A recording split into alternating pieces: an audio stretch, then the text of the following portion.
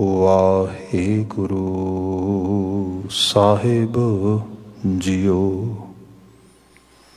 ਇੱਕ ਓੰਕਾਰ ਸਤਿਨਾਮ ਕਰਤਾ ਪੁਰਖ ਨਿਰਭਉ ਨਿਰਵੈਰ ਅਕਾਲ ਮੂਰਤ ਅਜੂਨੀ ਸੈਭੰ ਗੁਰ ਪ੍ਰਸਾਦ। ਰਾਗ ਬਿਲਾਵਲ ਮਹਲਾ ਪਹਿਲਾ ਚੌਪਦੇ ਘਰ ਪਹਿਲਾ। ਤੂੰ ਸੁਲਤਾਨ ਕਹਾਂ ਮੀਆਂ ਤੇਰੀ ਕਵਨ ਵਡਾਈ। ਜੋ ਤੂੰ ਦੇਹ ਸੋ ਕਹਾ ਸੁਆਮੀ ਮੈਂ ਮੂਰਖ ਕਹਿਣ ਨਾ ਜਾਈ। ਤੂੰ ਸੁਲਤਾਨ ਕਹਾਂ ਮੀਆਂ ਤੇਰੀ ਕਵਨ ਵਡਾਈ।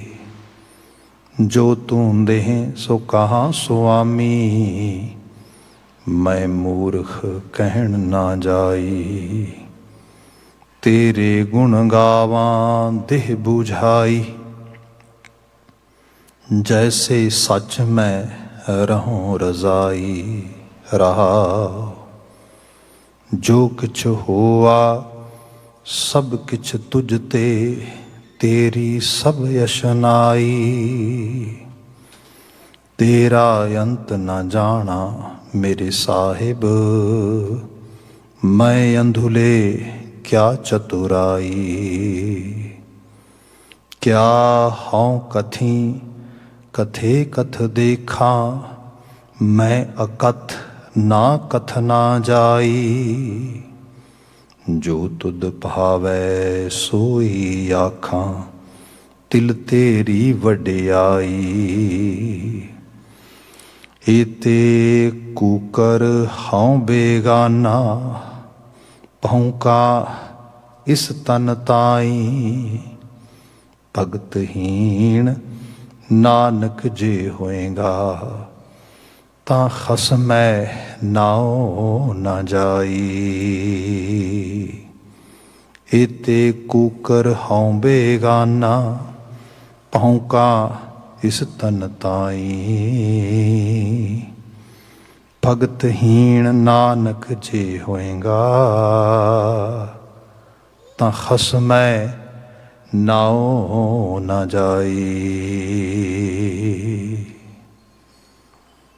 ਵਾਹਿਗੁਰੂ ਜੀ ਕਾ ਖਾਲਸਾ ਵਾਹਿਗੁਰੂ ਜੀ ਕੀ ਫਤਿਹ। ਜੁਗੋ ਜੁਗ ਅਟਲ ਧੰਨ ਧੰਨ ਗੁਰੂ ਗ੍ਰੰਥ ਸਾਹਿਬ ਜੀ। ਗੁਰੂ ਪਾਤਸ਼ਾਹ ਜੀ ਦੀ ਅਪਾਰ ਬਖਸ਼ਿਸ਼ ਢਲਦੀ ਸ਼ਾਮ ਸਤਸੰਗਤ ਦੀਆਂ ਇਹ ਘੜੀਆਂ ਸਾਨੂੰ ਪ੍ਰਾਪਤ ਹੋਈਆਂ ਨੇ। ਗੁਰੂ ਦਰਬਾਰ ਦੀ ਆਭਾ ਨੂੰ ਭਾਵੇਂ ਅਸੀਂ ਸਰੀਰਕ ਰੂਪ ਵਿੱਚ ਹਾਜ਼ਰੀਨ ਹੋ ਕੇ ਮਾਣ ਰਹੇ ਹਾਂ ਜਾਂ ਜੋ ਵਰਚੁਅਲ ਫੈਸਿਲਿਟੀ ਹੈ ਟੀਵੀ ਜਾਂ ਹੋਰ ਮੀਡੀਆ ਆਊਟਲੈਟਸ ਉਹਨਾਂ ਦੇ ਜ਼ਰੀਏ ਸ਼ਬਦ ਨੂੰ ਆਪਣੇ ਹਿਰਦੇ 'ਚ ਪਾਉਣ ਲਈ ਯਤਨਸ਼ੀਲ ਹਾਂ। ਵਡਭਾਗਤਾ ਹੈ ਇਹ ਸਮਾਂ ਗੁਰਬਾਣੀ ਵਿਆਖਿਆ ਦਾ ਹੈ ਜਿਸ ਵਿੱਚ ਬੀਤੀ ਸ਼ਾਮ ਸੂਹੀ ਰਾਗ ਸਮਾਪਤ ਹੋਇਆ ਸੀ। ਅੱਜ ਅਗਲੇਰਾ ਰਾਗ ਬਿਲਾਵਲ ਉਹ ਪ੍ਰਾਰੰਭ ਹੋ ਰਿਹਾ ਹੈ। ਇਹ ਪਹਿਲਾ ਹੀ ਸ਼ਬਦ ਹੈ ਇਸ ਰਾਗ ਦਾ। ਗੁਰੂ ਨਾਨਕ ਸਾਹਿਬ ਪਹਿਲੇ ਜਾਮੇ 'ਚ ਇਸ ਬਚਨ ਨੂੰ ਉਚਾਰ ਰਹੇ ਨੇ। ਕਿਉਂਕਿ ਰਾਗ ਪ੍ਰਾਰੰਭ ਹੋ ਰਿਹਾ ਹੈ ਉਸ ਰਾਗ ਦੀ ਪ੍ਰਾਰੰਭਤਾ ਦੇ ਗੋਚਰੇ ਜੋ ਇਸ਼ਟ ਦਾ ਮੰਗਲ ਹੈ ਮੂਲ ਮੰਤਰ ਦਾ ਸੰਪੂਰਨ ਸਵਰੂਪ ਇਹਦੇ ਉੱਤੇ ਦਰਜ ਹੈ। ਸੋ ਆਪਾਂ ਉਸੇ ਮੂਲ ਮੰਤਰ ਦੀ ਸਰੂਪ ਦੀ ਵਿਆਖਿਆ ਤੋਂ ਹੀ ਬਾਤ ਪ੍ਰਾਰੰਭ ਕਰਦੇ ਹਾਂ। ਅੱਗੇ ਜਿਵੇਂ ਜਿਵੇਂ ਸ਼ਬਦ ਰਹਾਓ ਦੇ ਬੰਦ ਤੋਂ ਵਕਤ ਜਿਵੇਂ ਇਜਾਜ਼ਤ ਦੇਗਾ ਆਪਾਂ will continue our discussions regarding Shabad or regarding Guru Sahib's messages। बात पा रहे हैं एक ओंकार सतनाम, ये बिल्कुल पहले लफ्ज़ ने। ਜੋ ਇਹ ਲਿਖਾਵਟ ਆ, ਜੇ ਆਪਾਂ ਦੇਖੀਏ ਇਸ ਨੂੰ ਗੁਰਮੁਖੀ ਅੱਖਰਾਂ ਦੇ ਵਿੱਚ, ਤੇ ਪਹਿਲਾਂ ਨਿਊਮਰਲ ਨੰਬਰ ਹਿੰਸਿਆਂ ਦਾ ਏਕਾ ਪਿਆ ਇਸ ਤਰੀਕੇ ਦੇ ਨਾਲ, ਦੈਨ ਊੜਾ ਹੈਗਾ ਜੋ ਗੁਰਮੁਖੀ ਲੈਟਰ ਆ, ਫਿਰ ਉਹਦਾ ਮੂੰਹ ਖੁੱਲ੍ਹਾ ਆ, ਦੈਨ ਇੱਕ ਐਕਸਟਰਾ ਉਹਦੇ ਨਾਲ ਇਸ ਤਰੀਕੇ ਦੇ ਨਾਲ ਇੱਕ ਮਾਤਰਾ ਬਣੀ ਹੈ। ਜੇ ਤੇ ਆਪਾਂ ਇਨ ਰਾਈਟਿੰਗ ਦੇਖੀਏ ਤੇ ਇਟ ਕੈਨ ਬੀ ਇਕੋ ਦੈਟ ਇਜ਼ ਰਿਟਨ ਦੇਅਰ, ਜਾਂ ਜੋ ਕੋਈ ਬਹੁਤ ਬੰਦਾ ਪੰਜਾਬੀ ਜ਼ਬਾਨ ਬਾਰੇ ਵਾਕਫੀਅਤ ਰੱਖਦਾ ਹੈ ਤੇ ਉਹ ਕਹੇਗਾ ਇੱਕੋ ਹੈ, ਪਰ ਜਿਹੜੀ ਇੱਕ ਐਕਸਟਰਾ ਮਾਤਰਾ ਉਹਦੇ ਨਾਲ ਹੈ ਉਹ ਕਾਰ ਹੈ, ਇੱਕੋ ਕਾਰ ਹੈ, ਪਰ ਜਿਹੜਾ ਉਚਾਰਨ ਆ ਉਹ ਇੱਕੋ ਓਂਕਾਰ ਆ। ਇਹ ਉਚਾਰਨ ਸੀਨੇ ਬਸੀਨੇ ਤੁਰਿਆ ਹੁੰਦਾ ਆ, ਤੇ ਸਾਡੀ ਪੀੜ੍ਹੀ ਦਰ ਪੀੜ੍ਹੀ ਜਿਵੇਂ ਹੀ ਲਿਖਾਵਟ ਇਹ ਹੈ, ਪਰ ਇਹਦਾ ਉਚਾਰਨ ਇਹ ਹੈ।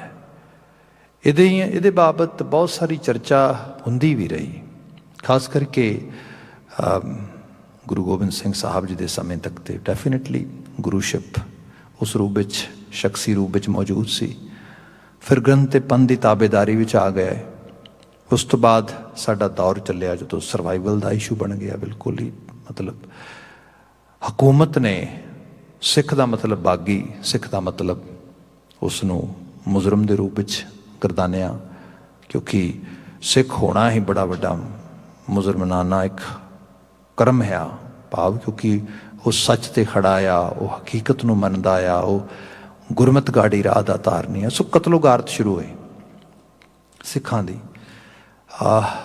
ਕੋਈ 60-70 ਕੁ ਵਰੇ ਲਗਾਤਾਰ ਐਵਰੇਜ ਏਜ ਜਿਹੜੀ ਹੈ ਉਹ 16 ਤੋਂ 20 ਦੇ ਵਿੱਚ ਆ ਗਈ, ਖਾਸ ਕਰਕੇ ਸਿੱਖ ਪਰਿਵਾਰਾਂ ਦੇ ਵਿੱਚ। 2 ਲੱਖ ਤੋਂ ਵੱਧ ਜੋ ਨਾਨਕ ਪ੍ਰਸਤ ਸੀ, ਨਾਨਕ ਨਾਮ ਲੇਵਾ ਸੀ, ਉਹ ਆਪਣੀ ਜਾਨ ਉਸ ਰੂਪ ਵਿੱਚ ਆਹੂਤਿਤ ਕਰਦਾ ਆ। ਫਿਰ ਮਿਸਲਾਂ ਦਾ ਦੌਰ ਆਇਆ, ਹੌਲੀ ਹੌਲੀ ਮਹਾਰਾਜਾ ਰਣਜੀਤ ਸਿੰਘ ਦਰਬਾਰੇ ਖਾਲਸਾ ਦੀ ਸਥਾਪਤੀ ਹੋਈ, ਅਤੇ ਉਸ ਤੋਂ ਬਾਅਦ ਕੁਝ ਬਾਤ ਸ਼ੁਰੂ ਹੋਈ ਸਿੱਖੀ ਦੇ, ਜਿਹਨਾਂ ਨੂੰ ਅਸੀਂ ਝੰਡੇ, ਬੁੰਗੇ, ਚੌਂਕੀਆਂ ਕਹਿੰਦੇ ਆ, ਸਾਡੇ ਇੰਸਟੀਟਿਊਸ਼ਨਸ, ਇਹਨਾਂ ਨੂੰ ਸਟੈਬਲਿਸ਼ ਕਰਨ ਵਾਸਤੇ। ਇਹਦੇ ਵਿੱਚ ਵੀ ਮਿਸਲਾਂ ਦੇ ਦੌਰ ਦੇ ਵਿੱਚ ਗੁਰਦੁਆਰਾ ਸਾਹਿਬ ਦੀਆਂ ਇਮਾਰਤਾਂ ਬਣੀਆਂ, ਕੁਝ ਇਹਦੇ ਬਾਬਤ ਐਫਰਟ ਪਾਈ ਗਈ। ਪਰ ਜੋ ਸਿੱਖੀ ਸਕੂਲ ਆਫ ਥਾਟ ਦੀ ਗੱਲ ਸੀਗੀ, ਇਹ ਨਿਰਮਲੇ ਸਾਧੂ ਜਿਹੜੇ ਸੀ ਉਹਨਾਂ ਨੇ ਕੁਝ ਸੰਭਾਲਿਆ, ਉਹ ਸਾਰੀ ਬਾਤ ਆ ਗਈ। ਵਕਤ ਆਪਣੀ ਜੱਜ ਅੱਗੇ ਬਤੀਤ ਹੋਇਆ, ਅੰਗਰੇਜ਼ ਪਹੁੰਚ ਗਿਆ। ਅੰਗਰੇਜ਼ ਨੇ ਲੁਧਿਆਣੇ ਜਾ ਕੇ ਸਭ ਤੋਂ ਪਹਿਲਾਂ ਇੱਕ ਮਾਡਰਨ ਛਾਪਾਖਾਨਾ ਲਗਾਇਆ, ਪੱਥਰ ਦੀ ਪ੍ਰੈਸ ਲਗਾਈ। ਉਸ ਤੋਂ ਬਾਅਦ ਉਹਨਾਂ ਨੇ ਬੰਦੇ ਹਾਇਰ ਕੀਤੇ, ਜਿਹਦੇ 'ਚ ਖਾਸ ਕਰਕੇ ਨਾਮ ਮੌਲਵੀ ਬੂਟੇ ਸ਼ਾਹ ਦਾ ਹੁੰਦਾ ਹੈ। ਉਹਦੇ ਜ਼ਰੀਏ ਸਾਡੀ ਜ਼ਬਾਨ, ਸਾਡੀ ਲਿਖਾਵਟ, ਇਹਦੇ ਉੱਤੇ ਸਿੱਧੇ ਤੌਰ 'ਤੇ ਕੰਮ ਕਰਨਾ ਸ਼ੁਰੂ ਕੀਤਾ ਗਿਆ। ਉਹਨਾਂ ਦਾ ਮੁੱਖ ਪਰਪਸ ਤਾਂ ਕੁਝ ਹੋਰ ਸੀਗਾ, ਕਿਉਂਕਿ ਜਿਹੜੇ ਕ੍ਰਿਸਚਨ ਮਿਸ਼ਨਰੀ ਸੀਗੇ, ਉਹ ਮਿਸ਼ਨ ਜਿਹੜਾ ਸੀ ਉਹ ਆਪਣਾ ਲੈ ਕੇ ਚੱਲ ਰਹੇ ਸੀ ਨਾਲ ਨਾਲ, ਜਿਹਨਾਂ ਨੇ ਵਰਲਡ ਵਾਈਡ ਇਸ ਚੀਜ਼ ਨੂੰ ਸਟੈਬਲਿਸ਼ ਕੀਤਾ ਸੀਗਾ। ਖੈਰ, ਉਸ ਦੌਰ ਦੇ ਵਿੱਚ ਵੱਡੇ ਚੈਲੰਜਸ ਆਏ ਸਿੱਖਾਂ ਵਾਸਤੇ। ਉਹ ਚੈਲੰਜਸ ਇਹ ਸੀਗੇ ਕਿ ਜੋ ਸਟੈਬਲਿਸ਼ਮੈਂਟ ਸੀਗੀ ਉਹ ਇਹ ਚਾਹ ਰਹੀ ਸੀਗੀ ਕਿ ਸਕੂਲ ਆਫ ਥਾਟ ਜਿਹੜਾ ਆ ਇਹ ਹੌਲੀ ਹੌਲੀ ਕਰਕੇ ਮਾਰਤਾ ਜਾਏ, ਆਪਣੇ 'ਚ ਮਰਜ ਕਰ ਲਿਆ ਜਾਏ। ਇਹਦੇ ਹਾਲਾਤਾਂ ਦੇ ਵਿੱਚੋਂ ਲੰਘਦਿਆਂ ਹੋਇਆਂ ਜਦੋਂ ਵਕਤ ਬਤੀਤ ਹੋਇਆ, ਤੇ ਫਿਰ ਸਾਡੇ ਘਰ ਦੇ 'ਚ ਇੱਕ ਨਵ ਜਾਗਰਤੀ ਦੀ ਲਹਿਰ ਆਈ, ਜਿਹਦੇ ਵਿੱਚੋਂ ਸਿੰਘ ਸਭਾ ਮੂਵਮੈਂਟ ਪੈਦਾ ਹੁੰਦੀ ਹੈ, ਜਿਹਦੇ ਵਿੱਚੋਂ ਸਾਡੇ ਮਾਡਰਨ ਟਾਈਮ ਦੇ ਸਕਾਲਰਸ, ਉਹਦੇ 'ਚ ਅਸੀਂ ਗਿਆਨੀ ਹਜ਼ਾਰਾ ਸਿੰਘ, ਭਾਈ ਵੀਰ ਸਿੰਘ, ਗਿਆਨੀ ਗਿਆਨ ਸਿੰਘ, ਕਰਮ ਸਿੰਘ ਹਿਸਟੋਰੀਅਨ, ਗਿਆਨੀ ਹੀਰਾ ਸਿੰਘ ਦਰਦ, ਫਿਰ ਪ੍ਰੋਫੈਸਰ ਗੁਰਮੁਖ ਸਿੰਘ, ਗਿਆਨੀ ਦਿੱਤ ਸਿੰਘ, ਫਿਰ ਅਸੀਂ keep on moving that side. ਤੁਸੀਂ ਨਾਂ ਲਈ ਜਾਓ, ਫਿਰ ਅੱਗੇ ਜਾ ਕੇ ਭਾਈ ਕਾਨ ਸਿੰਘ ਨਾਭਾ ਜੀ, ਪ੍ਰੋਫੈਸਰ ਸਾਹਿਬ ਸਿੰਘ ਜੀ, ਫਿਰ ਤੁਸੀਂ ਹੋਰ ਅੱਗੇ ਆਉਂਦੇ ਹੋ ਪ੍ਰੋਫੈਸਰ ਪੂਰਨ ਸਿੰਘ ਜੀ, ਫਿਰ ਤੁਹਾਨੂੰ ਲਗਾਤਾਰ ਇੱਕ ਲੰਮੀ ਫੇਰਿਸਟ ਮਿਲ ਜਾਂਦੀ ਹੈ। ਇਸ ਦੌਰ ਵਿੱਚ ਫਿਰ ਬਾਤ ਹੋਈ ਗੁਰਬਾਣੀ ਨੂੰ ਸਮਝਾਉਣ ਵਾਸਤੇ ਨਵੇਂ ਤਰੀਕੇ ਦੇ ਨਾਲ ਯੂਰੋਸੈਂਟਰਿਕ ਅਪਰੋਚ ਵੀ ਅਡਾਪਟ ਕੀਤੀ ਗਈ, ਯੂਰਪੀਅਨ ਤਰੀਕੇਕਾਰਤਾ, ਐਜੂਕੇਸ਼ਨ, ਸਭ ਚੀਜ਼ਾਂ ਦੇ ਉੱਤੇ। ਉਦੋਂ ਬਾਤ ਹੋਈ ਕਿ ਅੱਛਾ ਕਿਤੇ ਐਸਾ ਤਾਂ ਨਹੀਂ, ਕਿਉਂਕਿ ਜਿਹੜੀ ਨਿਰਮਲੇ ਸਾਧੂਆਂ ਦੀ ਲਹਿਰ ਆ ਰਹੀ ਸੀਗੀ, ਉਹ ਗੁਰਮਤ ਨੂੰ ਬਿਲਕੁਲ ਟ੍ਰੈਡੀਸ਼ਨਲ ਸਨਾਤਨੀ ਰੰਗ 'ਚ ਲੈ ਆਏ। ਆਪ ਜੇ ਦੇਖੋਗੇ, ਮੈਨੂੰ ਸਕ੍ਰਿਪਚਰਸ ਕੁਝ ਦੇਖੇ ਨੇ, ਉਹਨਾਂ ਥੋੜ੍ਹਾ ਬਹੁਤਾ ਕੰਮ ਵੀ ਕੀਤਾ ਆ ਇੰਸਟੀਟਿਊਸ਼ਨ ਵਿੱਚ ਪੜ੍ਹਦਿਆਂ ਹੋਇਆਂ, ਅਤੇ ਉਹਦੇ 'ਚ ਆਪ ਦੇਖੋ ਜਿਹੜੇ ਪੁਰਾਣੀਆਂ ਲਿਖਾਵਟਾਂ, ਹੱਥ ਲਿਖਤ ਲਿਖਾਵਟਾਂ ਨੇ, ਉਹਨਾਂ ਦੇ ਤੁਹਾਨੂੰ ਫਰੰਟ ਪੇਜ ਦੇ ਉੱਤੇ ਬਹੁਤ ਸਾਰੇ ਸਵਸਤਿਕਾ ਦੇ ਨਿਸ਼ਾਨ ਮਿਲ ਜਾਣਗੇ ਇਸ ਤਰੀਕੇ ਦੇ ਨਾਲ। ਗੁਰੂ ਗ੍ਰੰਥ ਸਾਹਿਬ ਦੀਆਂ ਬੀੜਾਂ ਦੇ ਅੱਗੇ ਬਾਤ ਕਰ ਰਿਹਾ ਮੈਂ, ਸਵਸਤਿਕਾ ਦੇ ਇਸ ਤਰੀਕੇ ਨਿਸ਼ਾਨ ਲੱਗੇ ਨੇ ਉਹਦੇ। ਜਦੋਂ ਅਸੀਂ ਪਿਛੋਕੜੇ ਜਾਂਦੇ ਹਾਂ ਵੀ ਆਖਰਕਾਰ ਇਹ ਬਾਤ ਕਿਵੇਂ ਹੋਈ, ਸਵਸਤਿਕਾ ਕਿਵੇਂ ਆ ਗਈ ਇੱਥੇ, ਉਹਦੇ ਫਿਰ ਰੀਜ਼ਨ ਸਾਨੂੰ ਮਿਲਦੇ ਹਿਸਟੋਰੀਕਲੀ। ਇੱਕ ਤਾਂ ਇਹ ਰੀਜ਼ਨ ਮਿਲਦਾ ਕਿ ਜਦੋਂ ਕਿਤੇ ਕੋਈ ਮੁਗਲੀਆ ਸਿਪਾਹੀਆਂ ਨੇ, ਹੁਕਮਰਾਨ ਨੇ ਛਾਪਾ ਮਾਰਨਾ ਕਿਸੇ ਜਗ੍ਹਾ ਦੇ ਉੱਤੇ ਵੀ ਇੱਥੇ ਸਿੱਖ ਆ, ਇੱਥੇ ਸਿੱਖਾਂ ਦੀ ਕੋਈ ਬਾਤ ਹੋ ਰਹੀ ਹੈ, ਅਤੇ ਉਹਨਾਂ ਨੇ ਆ ਕੇ ਦੇਖਣਾ, ਅਤੇ ਉਹਨਾਂ ਨੇ ਖਾਸ ਕਰਕੇ ਗ੍ਰੰਥ ਵਗੈਰਾ ਜੇ ਕੁਰਿਦ ਨੇ, ਅਤੇ ਉਹਨੇ ਦੇਖਣਾ ਵੀ ਸਵਸਤਿਕਾ ਲੱਗੀ ਇਹਦੇ ਉੱਤੇ, ਨਹੀਂ ਇਹ ਸਿੱਖਾਂ ਦਾ ਨਹੀਂ ਹੈ। ਸਿੱਖ ਦੇ ਤਰੀਕੇ ਇਸ ਕਰਕੇ ਕਹਿੰਦੇ ਲਗਾਇਆ। ਦੂਸਰਾ ਇਹ ਆਇਆ ਕਿ ਕਿਉਂਕਿ ਨਿਰਮਲਿਆਂ ਦੀ ਜਿਹੜੀ ਆਪਣੀ ਰਾਹੋ ਰੀਤ ਸੀਗੀ ਉਹ ਫਿਰ ਸਿੱਖੀ 'ਚ ਮਰਜ ਕਰ ਗਈ ਹੌਲੀ ਹੌਲੀ। ਅਤੇ ਸਵਸਤਿਕਾ ਕਿਉਂਕਿ ਉਹ ਫਿਰ ਜੋ ਵੀ ਕੋਈ ਕੰਮਕਾਰ ਸ਼ੁਰੂ ਕਰਦੇ ਸੀਗੇ, ਆਪ ਦੇਖੋਗੇ ਉਹ ਵਹੀ ਖਾਤਾ ਵੀ ਸ਼ੁਰੂ ਕਰਦੇ ਨੇ, ਅਤੇ ਉੱਤੇ ਸ਼ੁਭ ਲਾਭ ਲਿਖ ਕੇ ਉਹਦੇ ਉੱਤੇ ਫਿਰ ਸਵਸਤਿਕਾ ਦਾ ਨਿਸ਼ਾਨ ਬਣਾਇਆ ਜਾਂਦਾ ਹੈਗਾ। ਬਾਣੀ ਦੀ ਪ੍ਰੰਭਤਾ ਮਤਲਬ ਅਤੇ ਇਹਦਾ ਜਿਹੜਾ ਸਮਾਪਨ ਵੀ ਇਹਦੇ ਇੱਥੋਂ ਤੱਕ ਸਾਨੂੰ ਪਤਾ ਲੱਗਾ ਕਿ ਜਿੰਨੀ ਵਾਰ ਉਸ ਸਰੂਪ ਦੇ ਉੱਤੇ ਸਵਸਤਿਕਾ ਦੇ ਨਿਸ਼ਾਨ ਬਣੇ ਨੇ, ਇਹਦਾ ਮਤਲਬ ਹੈ ਉਤਨੀ ਵਾਰ ਉਸ ਰਚਨਾ, ਉਸ ਖਾਸ ਕਰਕੇ ਗ੍ਰੰਥ ਸਾਹਿਬ ਤੋਂ ਅਖੰਡ ਪਾਠ ਸਾਹਿਬ ਹੋਇਆ ਜਾਂ ਉਸ ਸੰਪੂਰਨ ਰੂਪ ਵਿੱਚ ਪੜ੍ਹਿਆ ਗਿਆ, ਉਹਦਾ ਮਤਲਬ ਹੈ ਸਵਸਤਿਕਾ ਲਗਾ ਦਿੱਤੀ ਗਈ। ਇੱਕ ਵਾਰ ਪਾਠ ਪੂਰਾ ਹੋ ਗਿਆ, ਦੂਜੀ ਵਾਰ ਪਾਠ ਪੂਰਾ ਹੋ ਗਿਆ। ਸੋ ਇਸ ਤਰੀਕੇ ਨਾਲ ਸਵਸਤਿਕਾ ਦੇ ਨਿਸ਼ਾਨ ਜਿਹੜੇ ਨੇ ਉਹ ਲਗਾਏ ਗਏ ਇਸ ਤਰੀਕੇ ਦੇ ਨਾਲ। ਖੈਰ ਇੱਕ ਸਿੰਪਲ ਐਗਜ਼ਾਮਪਲ ਕੀਤੀ ਮੈਂ, ਇਹੋ ਜਿਹੀਆਂ ਹੋਰ ਬਹੁਤ ਸਾਰੀਆਂ ਤਾਰਾਵਾਂ ਉਹਦੇ 'ਚ ਮਿਲ ਜਾਂਦੀਆਂ ਨੇ। ਜਦੋਂ ਫਿਰ ਨਵ ਜਾਗਰਤੀ ਦੀ ਲਹਿਰ ਆਈ, ਕਿਹਾ ਗਿਆ ਹਰ ਚੀਜ਼ ਨੂੰ ਪੁਣ ਛਾਣ ਕਰਕੇ ਦੇਖੋ, ਕਿਤੇ ਸਿੱਖੀ ਦੀਆਂ ਰਵਾਇਤਾਂ ਤੋਂ ਦੂਰ ਤੇ ਨਹੀਂ ਚਲੇ ਗਏ ਅਸੀਂ। ਉਹਦੇ ਦਰਮਿਆਨ ਫਿਰ ਪਤਾ ਲੱਗਾ ਕਿ ਬਾਣੀ ਦੇ ਉਚਾਰਨ 'ਤੇ ਵੀ ਗੱਲ ਕੀਤੀ ਜਾਏ। ਪ੍ਰੋਫੈਸਰ ਸਾਹਿਬ ਸਿੰਘ ਜੀ ਨੇ ਪੂਰਾ ਟੀਕਾ ਗ੍ਰਾਮੈਟੀਕਲ ਸਿਸਟਮ ਵਿੱਚ ਲਿਖਿਆ, ਜੋ ਕਿ ਬਹੁਤ ਉਮਦਾ ਢੰਗ ਦੀ ਉਹਨਾਂ ਦੀ ਮਿਹਨਤ ਆ, ਜੋ ਇੱਕ ਰੂਪ ਵਿੱਚ ਅਸੀਂ ਜਿਹੜੀ ਚੀਜ਼ ਗਵਾ ਲਈ ਸੀ ਉਹਨੂੰ ਉਹਨਾਂ ਨੇ ਰਿਵਾਈਵ ਕਰਵਾਇਆ। ਵਿਆਕਰਣਿਕ ਨਿਯਮਾਂ ਦੇ ਨਾਲ, ਗ੍ਰਾਮੈਟੀਕਲ ਸਿਸਟਮ ਦੇ ਨਾਲ ਗੁਰੂ ਗ੍ਰੰਥ ਸਾਹਿਬ ਦੀ ਬਾਣੀ ਸਮਝਾਉਣ ਦਾ ਤਰੀਕੇਕਾਰ ਤਾਂ ਉਹਨਾਂ ਨੇ ਵਾਪਸ ਉਸ ਨੂੰ ਰਿਵਾਈਵ ਕਰਵਾਇਆ। ਇਹਦੇ 'ਚ ਪ੍ਰਿੰਸੀਪਲ ਤੇਜਾ ਸਿੰਘ ਦਾ ਵੀ ਬੜਾ ਵੱਡਾ ਕੰਟਰੀਬਿਊਸ਼ਨ ਹੈ। SGPC ਇਹਦੇ 'ਤੇ ਇੱਕ ਕਿਤਾਬਚਾ ਵੀ ਛਾਪਿਆ, ਜੇ ਆਪ ਕਦੀ ਉਸ ਬਾਰੇ ਵਾਕਫੀਅਤ ਰੱਖਦੇ ਹੋ ਜਾਂ ਪੜ੍ਹਿਆ ਹੋਏ ਕਦੇ। ਉਦੋਂ ਗੱਲ ਹੋਈ ਕਿ ਇਹਦਾ ਉਚਾਰਨ ਕੀ ਹੋਏਗਾ, ਇੱਕੋ ਕਾਰ, ਇਹ ਅੱਜ ਕੱਲ੍ਹ ਇੱਕ ਗਰੁੱਪ ਹੈ ਉਹ ਕਹਿੰਦਾ ਨਹੀਂ ਜੀ ਨਹੀਂ, ਇਹ ਲਿਖਿਆ ਹੈਗਾ ਇੱਕੋ, ਅੱਗੇ ਲਿਖਿਆ ਸੱਤ, ਇੱਕੋ ਸੱਤ, ਫਿਰ ਪੜ੍ਹੋ ਨਾਮ ਕੱਲਾ, ਇੱਕੋ ਸੱਤ ਨਾਮ, ਫਿਰ ਪੜ੍ਹੋ ਕਰਤਾ ਪੁਰਖ, ਇਸ ਤਰੀਕੇ ਨਾਲ ਵੀ ਪੜ੍ਹੋ। ਇਹ ਇਸ ਤਰ੍ਹਾਂ ਹੈ ਕਿ ਇਹੋ ਜਿਹੀਆਂ ਬਹੁਤ ਤਰੀਕੇ ਦੀਆਂ ਡਿਬੇਟਸ ਜਾਂ ਇਸ ਕਿਸਮ ਦੀ ਜਿਹੜੀ ਚਰਚਾ ਆ, ਉਹ ਸਾਨੂੰ ਜਿਹੜੇ ਸਾਡੇ ਰੀਅਲ ਇਸ਼ੂਜ਼ ਨੇ ਉਹਨਾਂ ਤੋਂ ਕਈ ਵਾਰੀ ਡਿਰੇਲ ਕਰਨ ਵਾਸਤੇ, ਡਿਸਟਰੈਕਟ ਕਰਨ ਵਾਸਤੇ ਵੀ ਆਉਂਦੀਆਂ ਨੇ। ਹੁਣ ਮੁੱਖ ਰੂਪ ਵਿੱਚ ਇਸ਼ੂ ਇਹ ਹੈ ਕਿ ਸਾਡੇ ਪਰਿਵਾਰਾਂ ਦੇ ਵਿੱਚ ਸਿੱਖ ਵੈਲਿਊਜ਼ ਜਿਹੜੀਆਂ ਨੇ ਉਹ ਅਸੀਂ ਐਕਸਰਸਾਈਜ਼ ਨਹੀਂ ਕਰ ਪਾ ਰਹੇ। ਸਾਡੇ ਪਰਿਵਾਰਾਂ ਦੇ ਵਿੱਚ ਸਿੱਖੀ ਦਾ ਵੱਡੇ ਲੈਵਲ 'ਤੇ ਜਿਹੜਾ ਆ ਉਹ ਅਸੀਂ ਮੁਜ਼ਾਹਰੇਕਾਰੀ, ਉਹਦੀ ਡੈਮੋਸਟ੍ਰੇਸ਼ਨ ਅਸੀਂ ਨਹੀਂ ਦੇਖ ਪਾ ਰਹੇ। ਫਿਰ ਇਕੱਲਾ ਹੀ ਨਹੀਂ, ਇੰਡੀਵਿਜੂਅਲ ਸਾਈਡ 'ਤੇ ਵੀ ਸਾਡੇ ਨਫਸ ਵਿੱਚ ਵੀ ਇੰਨੀਆਂ ਕੁ ਵੀਕਨੈਸਿਸ ਨੇ। ਆਪ ਆਮ ਸਿੱਖ ਪਰਿਵਾਰਾਂ ਦੇ, ਪੰਜਾਬੀ ਪਰਿਵਾਰਾਂ ਦੇ ਫੰਕਸ਼ਨਸ ਦੇਖੋ, ਸ਼ਰਾਬ ਚੱਲ ਰਹੀ ਹੈ। ਆਮ ਘਰਾਂ ਦੇ ਤੁਸੀਂ ਦੇਖੋਗੇ ਰਹਿਣ ਸਹਿਣ ਜਿਹੜਾ ਸਿੱਖੀ ਦੇ ਕਲੋਜ਼ ਵੀ ਨਹੀਂ ਜਾਂਦਾ ਬਿਲਕੁਲ ਵੀ। ਸੋ ਸਮੱਸਿਆਵਾਂ ਤੇ ਇਸ ਰੂਪ ਦੇ ਵਿੱਚ ਨੇ। ਫਿਰ ਇਕੱਲਾ ਇਹ ਨਹੀਂ, ਜੇ ਆਪਾਂ ਪੋਲੀਟੀਕਲ ਸਾਈਡ 'ਤੇ ਦੇਖੀਏ, ਹੋਰ ਸੋਸ਼ਲ ਸਿਸਟਮ ਵਿੱਚ ਦੇਖੀਏ, ਬੜੀ ਨਿਗਰਤਾ ਹੈ, ਬੜਾ ਨਿਵਾਣ ਦਾ ਪੱਖ ਆ। ਇਸ ਸਾਰੇ ਤੋਂ ਮਤਲਬ ਇਹ ਚੀਜ਼ਾਂ ਤੇ ਸਮੱਸਿਆਵਾਂ ਦਿਸਦੀਆਂ ਨੇ। ਬੰਦੇ ਦਾ ਕਈ ਵਾਰੀ ਜਿਹੜਾ ਦਿਮਾਗ ਖਰਾਬ ਹੋਣ ਨੂੰ ਫਿਰਦਾ ਵੀ ਕੀ ਬਣੇਗਾ ਸਾਡਾ।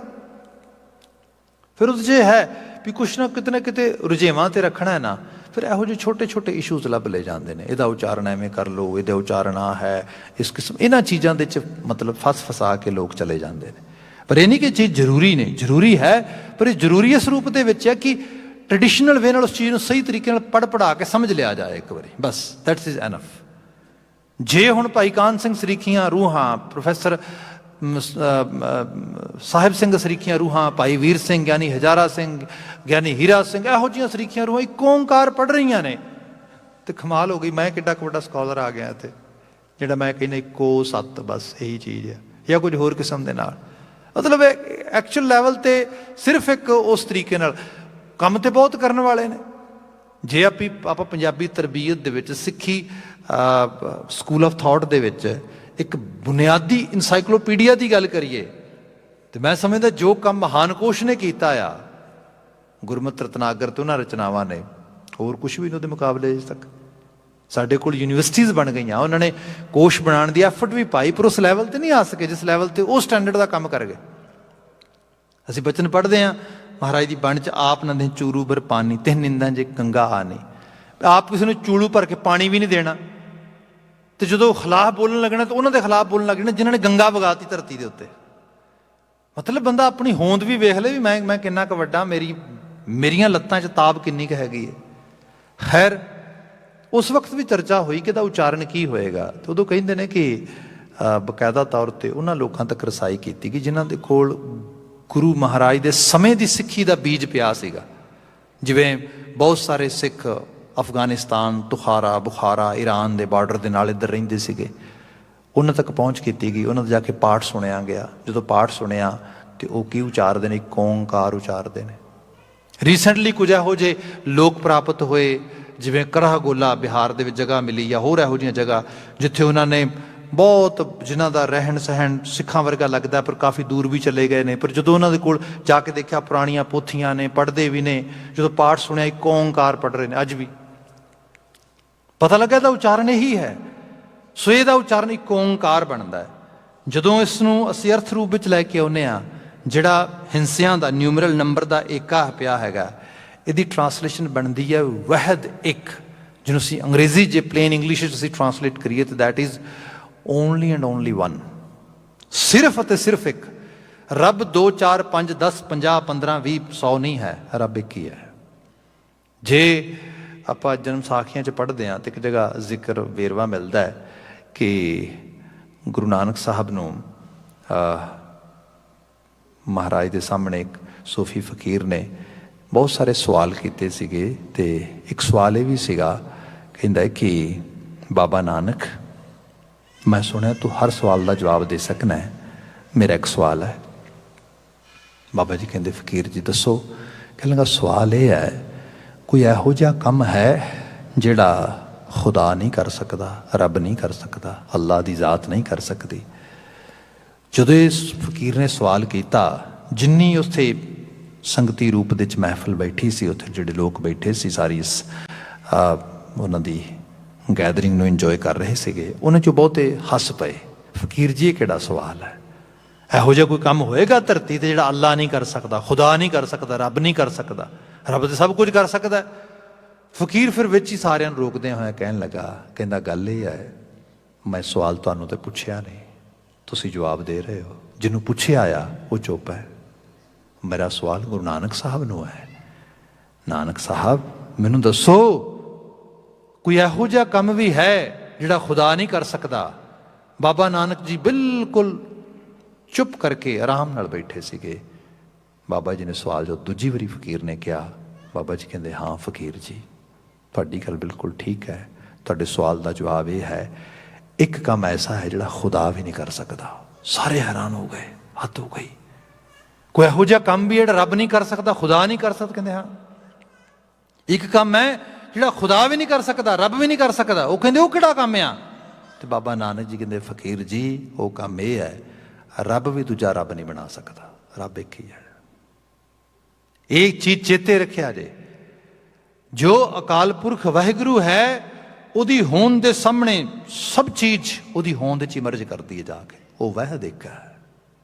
ਸੋ ਇਹ ਬਿਲਕੁਲ ਕਲੀਅਰ ਹੈ। ਇੱਕ ਉਸ ਇੱਕ ਦਾ ਸਰੂਪ ਕੈਸਾ ਹੋਏਗਾ, ਉਹ ਇੱਕ ਕਿਸ ਰੂਪ ਦੇ ਵਿੱਚ ਆ? ਇੱਥੇ ਬਚਨ ਆ ਰਿਹਾ ਉਹ ਓਂਕਾਰ। ਉਹਦਾ ਮਤਲਬ ਬਣਦਾ ਅਵਿਥ, ਵਿਦਾਊਟ ਐਨੀ ਗੈਪ, ਜਿਹਨੂੰ ਅਸੀਂ ਟਰਾਂਸਲੇਸ਼ਨ ਕਰਦੇ ਹਾਂ। ਜਿਹਦੀ ਅੱਗੇ ਜਾ ਕੇ ਅੰਗ ਆਉਂਦਾ ਹੈ, ਅੰਗ ਜਿਵੇਂ ਅਸੀਂ ਗੰਗਾ ਕਹਿੰਦੇ ਹਾਂ, ਅੰਗ ਹਾਂਗਕਾਂਗ, ਅੰਗ ਜਿਹੜਾ ਵਿਚਲਾ ਉਹਦਾ ਨਿਜ਼ਲ ਸਾਊਂਡ ਬਣਦਾ ਉਸ ਰੂਪ ਦੇ ਵਿੱਚ। ਇਹਦਾ ਮਾਇਨਾ ਜਦੋਂ ਅਸੀਂ ਦੇਖਦੇ ਹਾਂ ਤਾਂ ਮਾਇਨਾ ਬਣਦਾ ਇਕਰਸ, ਐਕੂਰੇਟ, ਇੱਕੋ ਜਿਹਾ, ਨਾ ਵੱਧ ਨਾ ਘੱਟ। ਸੋ ਇਹ ਹੈ ਉਹ ਪਰਿਪੂਰਨ ਕੈਸਾ ਹੈ, ਉਹ ਵਿਦਾਊਟ ਐਨੀ ਗੈਪ, ਐਕੂਰੇਟ, ਬਿਲਕੁਲ ਇੱਕੋ ਜਿਹਾ। ਤੇ ਕਾਰ ਦਾ ਮਤਲਬ ਬਣਦਾ ਕੰਟੀਨਿਊਸਲੀ, ਲਗਾਤਾਰ, ਜਿਹਦੀ ਹੋਂਦ ਕਦੀ ਵੀ ਕਿਸੇ ਲੈਵਲ ਤੇ ਨਾ ਮੁੱਕਦੀ ਹੈ, ਨਾ ਘਟਦੀ ਹੈ, ਨਾ ਖਤਮ ਹੁੰਦੀ ਹੈ, ਉਹ ਓਂਕਾਰ ਹੈ। ਇਸ ਨੂੰ ਸਿੰਪਲ ਲੈਵਲ ਤੇ ਬਿਆਨ ਕੀਤਾ ਜਾਏ ਤੇ ਉਹ ਇਹ ਹੈ, ਆਬ ਖਾਕ ਧਰਤੀ ਪੁਲਾੜ ਜੀਆ ਜੰਤ ਪਸ਼ੂ ਪੰਛੀ ਮਨੁੱਖ ਜੋ ਕੁਝ ਵੀ ਦਿਸਦਾ ਅਣਦਿਸਦਾ ਹੈ ਸਭ ਉਹਦੇ ਵਿੱਚੋਂ ਆਇਆ, ਉਹਦੇ ਵਿੱਚ ਅਮਾਏਗਾ। ਉਹ ਓੰਕਾਰ ਹੈ। ਇਸ ਦੀ ਵਿਆਖਿਆ ਭਾਈ ਗੁਰਦਾਸ ਜੀ ਨੇ ਬਹੁਤ ਖੂਬਸੂਰਤ ਕੀਤੀ ਹੈ। ਉਹ ਕਹਿੰਦੇ ਓੰਕਾਰ ਕੀ ਹੈ? ਕਹਿੰਦੇ ਓੰਕਾਰ ਆਕਾਰ ਕਰ ਏਕ ਕਵਾਓ ਪਸਾਓ ਪਸਾਰਾ। ਇਹ ਓੰਕਾਰ ਹੈ ਜਿਹਨੇ ਸਭ ਆਕਾਰ ਬਣਾਏ ਨੇ, ਸਭ ਰੂਪ ਬਣਾਏ ਨੇ, ਸਭ ਸ਼ਕਲਾਂ ਸੂਰਤਾਂ ਜਿਹਦੇ ਵਿੱਚੋਂ ਆਈਆਂ ਨੇ। ਤੇ ਉਹ ਕਰਦਾ ਕਿਵੇਂ? ਹੁਕਮ ਦੇ ਜ਼ਰੀਏ। ਉਹਦਾ ਹੁਕਮ ਹੀ ਵਰਤ ਰਿਹਾ। ਉਹ ਆਪਣੇ ਆਪ ਨੂੰ ਕਹਿ ਰਿਹਾ ਹੋ ਜਾ, ਤੇ ਹੋ ਰਿਹਾ। ਇਹ ਵਾਪਰ ਰਿਹਾ ਇਸ ਰੂਪ ਦੇ ਵਿੱਚ। ਸੋ ਦਾ ਬਿਆਨ ਹੈ ਓੰਕਾਰ ਆਕਾਰ ਕਰ ਏਕ ਕਵਾਓ ਪਸਾਓ ਪਸਾਰਾ ਪੰਚ ਤੱਤ ਪ੍ਰਵਾਨ ਕਰ ਕਟ ਕਟ ਅੰਦਰ ਤ੍ਰਿਭਵਨ ਸਾਰਾ। ਉਹ ਓੰਕਾਰ ਪੰਜਾਂ ਤੱਤਾਂ 'ਚ ਰਵ ਰਿਹਾ ਹੈ। ਇਹਦੇ 'ਚ ਤੁਸੀਂ ਪਾਣੀ 'ਚ ਪੋਸੀਬਿਲਿਟੀ ਉਹ ਜ਼ਿੰਦਗੀ ਦੇ ਸਕਦਾ, ਮਿੱਟੀ 'ਚ ਪੋਸੀਬਿਲਿਟੀ 'ਚ ਫਸਲਾਂ ਪੈਦਾ ਹੋ ਸਕਦੀਆਂ, ਅੱਗ 'ਚ ਪੋਸੀਬਿਲਿਟੀ ਹੈ, ਇਹ ਐਨਰਜੀ 'ਚ ਕਨਵਰਟ ਹੋ ਸਕਦੀ ਹੈ। ਇਹਦੇ 'ਚ ਤੁਸੀਂ ਦੇਖੋ ਹਵਾ 'ਚ ਪੋਸੀਬਿਲਿਟੀ ਹੈ, ਉਹ ਰੁਮਕਦੀ ਹੈ, ਉਹ ਚਲਦੀ ਹੈ ਸਭ ਰੂਪਾਂ ਦੇ ਵਿੱਚ, ਪਰ ਉਹ ਸਭ ਕੁਝ ਕਰਦੀ ਹੋਈ ਜ਼ਿੰਦਗੀ ਬਣ ਰਹੀ ਹੈ। ਆਕਾਸ਼ ਤੱਤ ਸਪੇਸ ਆਪਣੇ ਆਪ ਦੇ ਵਿੱਚ ਚੀਜ਼ਾਂ ਨੂੰ ਹੋਂਦ 'ਚ ਲਿਆ ਵੀ ਸਕਦਾ, ਮਿਟਾ ਵੀ ਸਕਦਾ। ਇਹ ਰੂਪ ਉਹਨਾਂ ਪੰਜਾਂ ਤੱਤਾਂ 'ਚ ਮੌਜੂਦ ਹੈ। ਇਹੀ ਓੰਕਾਰ ਦੀ ਸ਼ਕਤੀ ਹੈ। ਕਿਆ ਪੰਜ ਤੱਤ ਪ੍ਰਵਾਨ ਕਰ ਕਟ ਕਟ ਅੰਤਰ ਤ੍ਰਿਭਵਨ ਸਾਰਾ। ਬਾਕੀ ਹੈ ਕਾਦਰ ਕਿਨੇ ਨ ਲਖਿਆ ਕੁਦਰਤ ਧਾਰ ਕੀਆ ਅਵਤਾਰਾ। ਕਾਦਰ ਅਦ੍ਰਿਸ਼ਟ ਹੈ, ਇਹਨਾਂ ਅੱਖਾਂ ਦੇ ਨਾਲ ਸਿੱਧੇ ਤੌਰ 'ਤੇ ਨਹੀਂ ਦਿਸਦਾ, ਪਰ ਮੌਜੂਦ ਹੈ, ਕੁਦਰਤ ਵਿੱਚ ਆਪਣਾ ਰੂਪ ਵਟਾ ਰਿਹਾ ਹੈ। ਉਹ ਓੰਕਾਰ ਹੈ। ਸੋ ਇਹਦੀ ਗੁਰੂ ਮਹਾਰਾਜ ਦੀ ਬਾਣੀ 'ਚ ਦਾ ਜਿਹੜਾ ਬਚਨ ਭਾਈ ਗੁਰਦਾਸ ਜੀ ਦੀ ਵਿਆਖਿਆ ਕਰਦੇ, ਖੈਰ ਇਹ ਮੂਲ ਮੰਤਰ ਦਾ ਸਰੂਪ ਆ ਰਿਹਾ ਸਾਡੇ ਕੋਲ, ਇਸ ਕਰਕੇ ਇੱਕ ਓੰਕਾਰ। ਇਹਦਾ ਉਚਾਰਨ ਬਿਲਕੁਲ ਸਿੱਧੇ ਤੌਰ ਤੇ ਲੈ ਲਈਏ, ਇੱਕ ਓੰਕਾਰ, ਇੱਕ ਓੰਕਾਰ, ਇੱਕ ਓੰਕਾਰ, ਇਹ ਉਚਾਰਨ ਹੈ ਇਹਦਾ।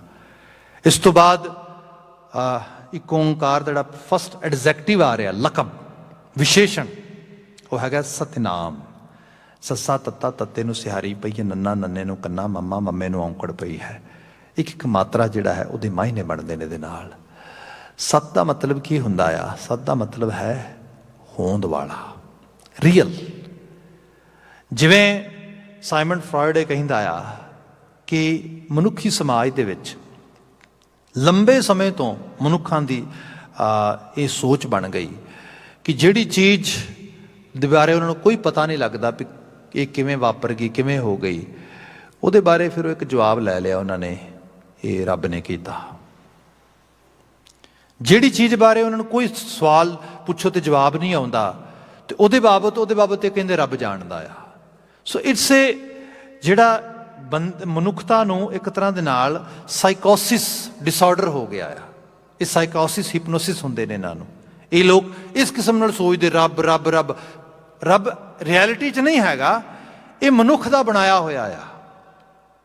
ਬਾਬਾ ਨਾਨਕ ਜੀ ਕਹਿੰਦੇ ਨਾ, ਉਹ ਸੱਤ ਹੈ, ਹੋਂਦ ਵਾਲਾ ਆ, ਮੇਰਾ ਤੁਹਾਡਾ ਭੁਲੇਖਾ ਨਹੀਂਗਾ, ਉਹ ਰੀਅਲ ਹੈ।